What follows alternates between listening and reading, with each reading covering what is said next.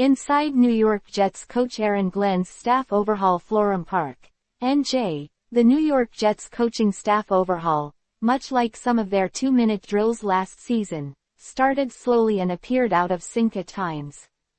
The most important takeaways, though, are how coach Aaron Glenn made a significant shift in managerial philosophy and raised the experience level of his staff.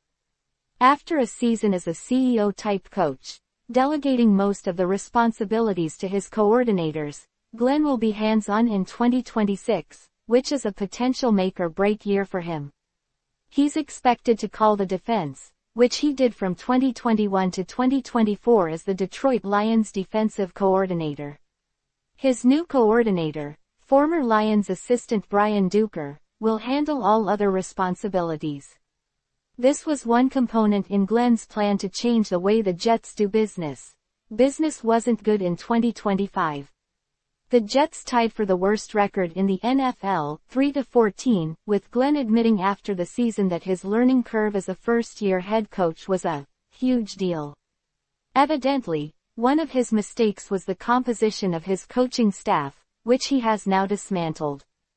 12 of the 22 coaches on his initial staff are gone, including defensive coordinator Steve Wilks, fired late in the season, and offensive coordinator Tanner Engstrand, an unusually high turnover for 1 year. Glenn cut loose some of his most inexperienced assistants and hired former players turned longtime coaches. Offensive coordinator Frank Reich, age 64, quarterbacks coach Bill Musgrave, 58, tight ends coach Alfredo Roberts, 60, and defensive line coach Carl Dunbar, 58. They have 82 seasons of combined NFL coaching experience, compared to 44 years for the assistants in those roles last year. For several reasons, the most important hire was Reich, who will have control of the offense. With Glenn taking a more active role in the defense, he needed someone he could trust on the other side of the ball. That's one of the factors that drew him to Reich, who has 6 seasons of head coaching experience and 4 seasons as an offensive coordinator. When Frank stands up in front of a team, there's not a lot of F-bombs coming out of him, said former NFL quarterback Boomer Esiason, who played and roomed with Reich at Maryland and became his lifelong friend. It's more straight to you. He's speaking to your heart. He's speaking to you as a human being and he's also trying to get the best out of you as a player. In Reich and Glenn, the Jets will have 2 seasoned play callers. Engstrand was a first-timer in 2025. Mike McDonald showed the concept can work. He called the defense for the Seattle Seahawks, but he was an outlier. He was the first head coach in history to call defensive plays for a Super Bowl champion.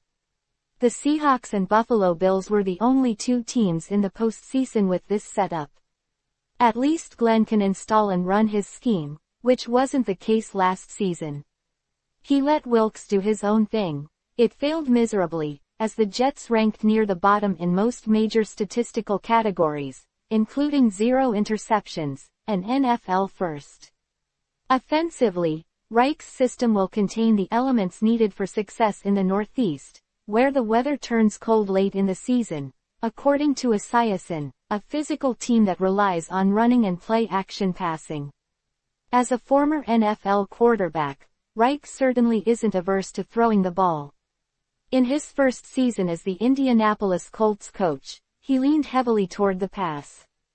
They used designed pass plays 64% of the time, which was the 9th highest rate in the league in 2018, per NFL Next Gen Stats. His quarterback was Andrew Luck, one of the most gifted passers of his generation. They made the playoffs. Luck retired before the 2019 season, so Reich dialed back the passing.